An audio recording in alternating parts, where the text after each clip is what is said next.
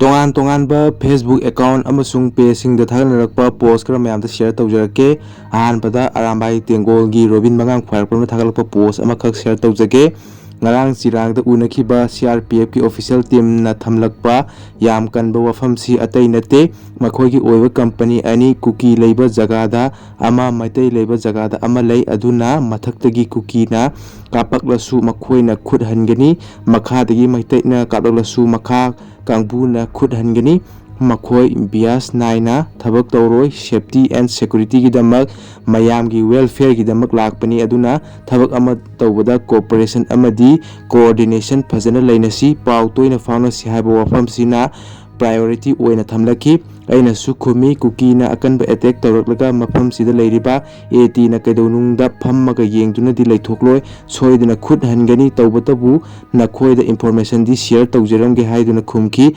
amabu oire we need full cooperation haina mahakna ngarang CRPF ko unakibagi matangda post asi tawrakbani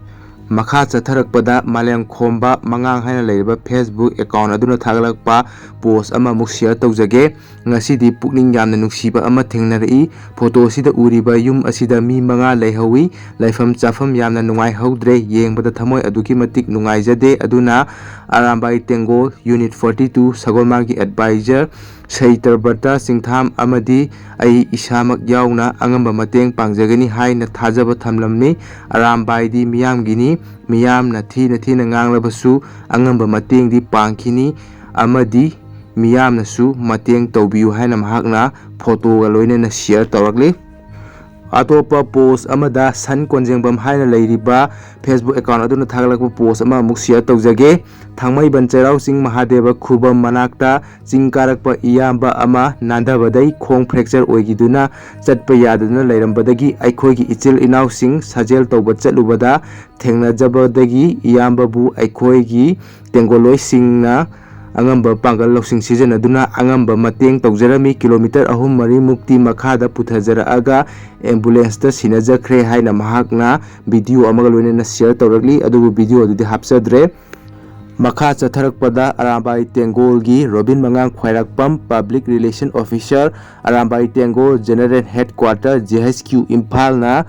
condolence message amakak thadurakli condolence message adu mayamda pathokjarake Manipur khunda minariba yelho phurup singbu amato oina nungsi chanana leminanaba hotnabada achouba thodang lobiramba yelho asengba tangkhul mapari social minded learn advocate Aron Kaising Laifam Kangoi village na manung matam sadana khanghodana leikhidabada Arambai Tengol GHQ advisory board amadi Unit khudingmakki tengoloi khudingmakna thamoi sokna awaba nungaitaba phongdokjari Aron Kaisina hinglgai matamda naga amadi maitai anigi senglaba maribu meyamda khanghanaba kanna hotnajaramkhi mahaki imung manungna nanghoriba men khatpa ngamlaroidaba awabada Arambai Tengol na saru yajari mahaki thawaina ingna chikna mapugi laikolda yataba oirasunu haina khuramjari haina makhoiki condolence message aduda asumna iri Makha chatharakpada explore Manipur na thagalakpa post ama mu share tawjage yam nungaitaba thodok amani date 21 tha 8 2024 gi nungthil pung ama taba aduwaida brajatabadagi asoklabi lukram ongbi rosni chahi 35 mapuroiba Kennedy Manempok Kunjarani hauzik aruba phibamda leire mahaki laifam asina thambal khongdagi ni haire Atopa post amada Amarjit Yumlembam haina leiriba Facebook account aduna thagalakpa post aba muk share tawjage gari asi mangkhre thengnabirabadi pau pibirau 9612595664 amukana nixingjage 9612595664 lairik yambam awang laikaida khamlambani haire Atopa post amada Arambai Tengol diluching purel korongan bat khuman thagalakpa post ama mu share tawjage potchai leinaba hotnabada nangnanaba pusankhiba selsing soidana singjage aikhoi kanna hotnajari warau biganu haina mayamda khanghalakli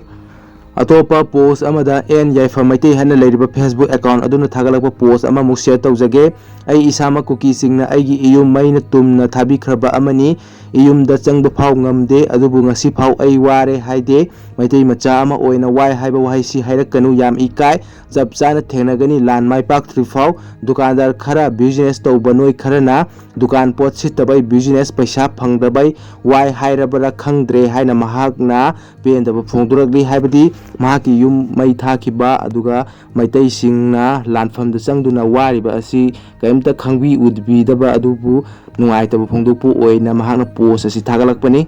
अतोपा post अमदा मसिसु N Yaipha मैतेना थागलकपा post अमखक share तौजरके इमाना phone तौरागा कप्पगा इचा तोंबा हलाओ नंगबु लान का पुरनु इमागिदी नंग खक्तनी मीना अखोइगी लमदो लौगे लौख्रसनु थवाई हिंगा लोइरे हाइरकपदा अइना इमा नंगना हाइरी सुमाय अतै इसिन इनाउ मयामगी ममा मयाम सिना लोइना हाइरकअगा मयुम मयुमदा लोइना हनख्रदी इसागी इरैपाक इरमदम कनाना ngakतौरी इमा हाइना खुंबनी फोन फाव पंगतौ तौरकनु मरु ओइद्रदी हाइबनी पलेम इमादगी मलेम इमाना हेनबा मतमसु लाकनी हाइना महाकना शेयर तौरकली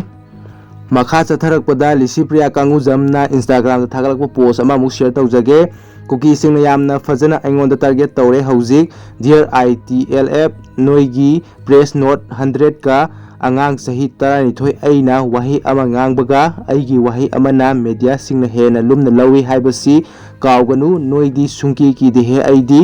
मवासु लौदे stop spreading fake propaganda photoshop AI image social media post and video of me if you target more you will lose no amount of hate